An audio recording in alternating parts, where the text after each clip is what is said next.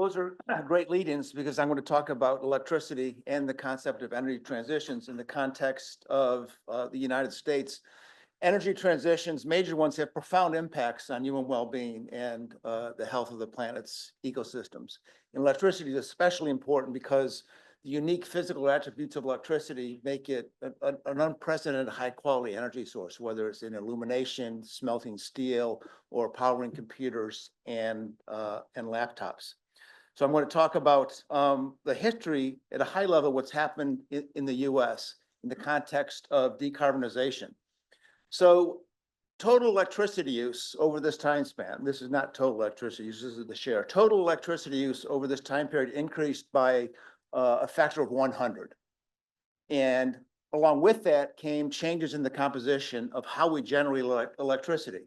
So a couple of things to note here. I'm going to try to highlight intersections of technology, policy, economics, and environmental considerations.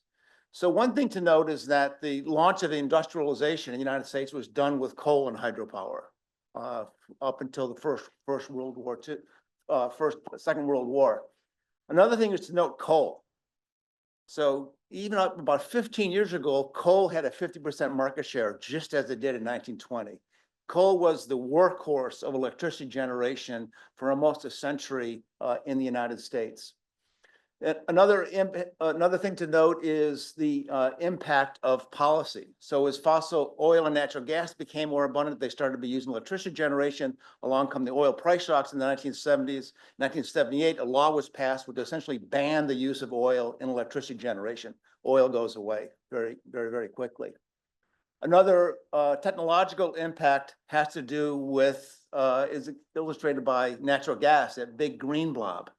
So we've had a push to decarbonize the grid, which contributes to this sharp decline in coal. It's going very quickly. There'll never be another new coal plant built in the United States. But what has taken up the slack?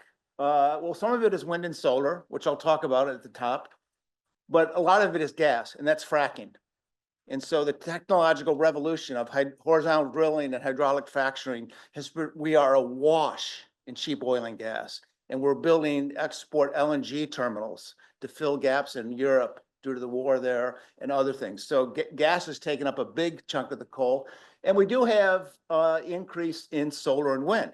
And in fact, solar and wind have made up more than half of new capacity additions in the last 3 years in the United States. But they're trying to replace a massive amount of already installed fossil generation. So the transition to solar and wind is happening quickly in one sense, but happening more slowly in another sense because of the big chunk there. And nuclear is an interesting story because it has maintained a 18 to 19% market share for 25 years, even though we're not building nuclear power plants anymore. One just came online. And the reason for that is in part due to another technological upgrade, which is called uprating, where you can, by tweaking how you enrich fuel and how you manage power plants, you can get more heat out of the same amount of fuel and generate more electricity. So I'll close by suggesting, given the imperative of climate change and the existential crisis that it actually is, why aren't we moving faster? And I always look back in history and look at where rapid, massive, impactful change happened. And when faced with really existential threats, such as Nazis in World War II and trying to beat the Russians, the Soviets, to building nuclear weapons. We went from not even having measured what fission was 6 years later to having a bomb, because we got out the checkbook, we got all the people in the right room and figured it out. 2 pandemics where very rapidly we mustered the resources one way or another and generated the rollout of the COVID-19 vaccine. My immunologist colleagues say is ridiculous in terms of history. And the Green Revolution, when famine was common, when the monsoons failed in India, 5 million people died. India is now a food exporter.